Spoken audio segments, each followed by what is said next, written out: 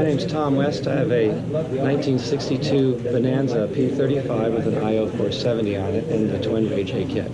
And I'm based in Payson, Arizona, 5,000-foot runway, 5,200 feet. But it does get about 90 degrees in the summer, so I'm very happy to have a turbo system on my airplane. What density altitudes can you typically see in the summer? Oh, 8,500 easy. 8,500, that's good. How long have you owned your Beechcraft? About 5 or 6 years. 5 or 6 years, okay. In a typical flight, what kind of altitudes do you normally cruise at, or where do you see the RAJAY performing the best for you?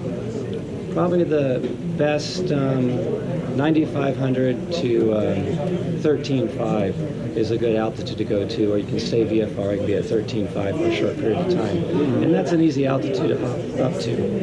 One advantage I've noticed of the RAJAYs is I can get to altitude quickly, which is really nice. I've had other Bonanzas in the past. And above 5,000 feet, you start to lose your climb manifold pressure and your climb rate goes down.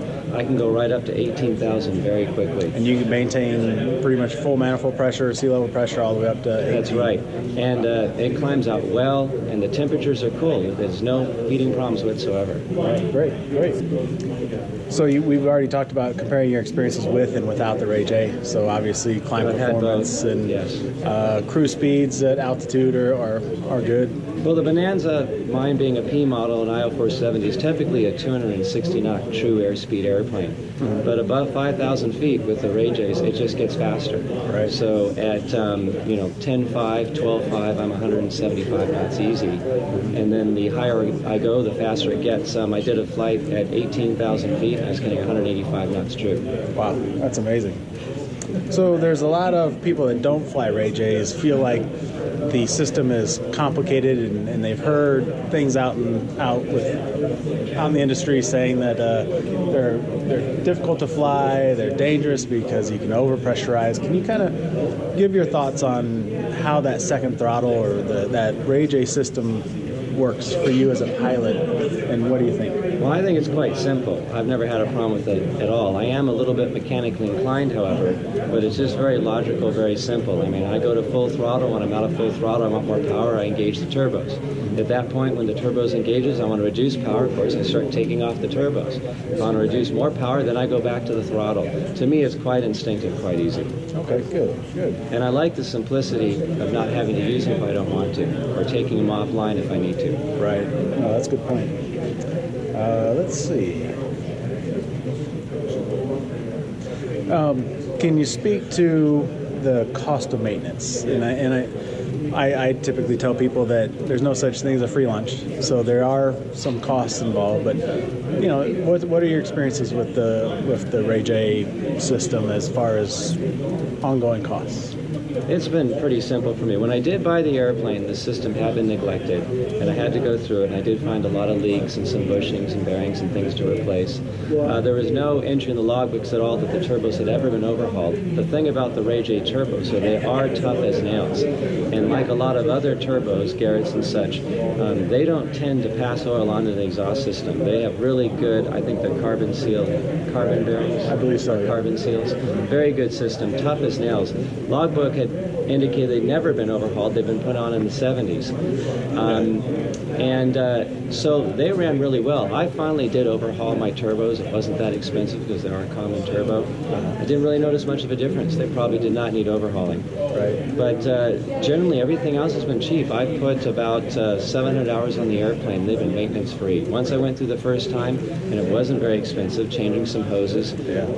Fixing some leaks, it just keeps on humming along. That's what a lot of new owners realize, that when they first get into it, if it hasn't been maintained, it does take some money to bring it up to speed. But once it's going, it's just normal maintenance kind of thing. Well, since it had been put on my airplane in the 70s, when the airplane had maybe 1,000 hours on it, and now the airplane has 3,700 hours, it probably went a long time with maintenance not being done on it. Yeah. But it wasn't expensive. It does catch up. Yeah, but it was simple, and it was easy, and I don't see any signs of wear for the last 500 hours I've used it. Great. Okay. Let's see. As far as part availability. Has it I've had a problem. Any problems with that, or No. support's been Good. It's a simple system. yeah, good. I think we already talked about the utility of the RAJAY system. You're able to climb high, terrain. You have terrain avoidance you have to deal with. So that's straightforward. Well, I used to live at a sea level airport, so the advantage I had was above 5,000 feet in the climb out, and of course at cruise. For the last 2.5 years, since I've been at Payson Airport at 5,200 feet, now I love it even more. There is a big difference on takeoff. I do a turbo-assisted takeoff, and so initially I will push in the wastegate control about close to where, through experience, I know that's going to get me close to the manifold pressure I want, but it's always a little shy. So when I go to full throttle on the takeoff, and then I just reach down and do a couple twists on my control, looking at the manifold pressure, you can really feel it kick in. You can hear the prop change, you hear the change in the engine sound, and you really do lunge back, and there is a big improvement in performance on the takeoff roll. Great. When I engage those turbos. Okay. Really, just probably the one last thing, well, a couple things. Looking back, would you buy a plane with a RAJAY again? Yes. Knowing what you know now with the system. And once you have it, you can't live without it. Right. It's a bit addicting, right? It's Yes. when you have it. And then, if you were talking to someone that was considering buying a RAJAY kit, what are some of the things that you tell them about? You know, good, bad, you know, whatever what would you? Well, on my Bonanza, maintenance isn't a problem. There still seems to be plenty of room to get in. I have removed the turbos and put them back in. It's easy. The plane will burn more gas because it's like I'm always running at sea level, but then I like the extra speed. Some people want extreme economy. However, one advantage is a turbocharged engine runs very nicely lean at peak. It's very efficient because the speed you lose from running lean at peak, particularly 10 knots, you can make up some with the turbos. Right. So running lean at peak works well with the turbos. Great. Okay. So the takeoff performance, the climb performance, and lean at peak, you can gain some of that speed back. You are going to burn a little more gas, but then I like to go faster. Okay. Great. Well, thank you for your time.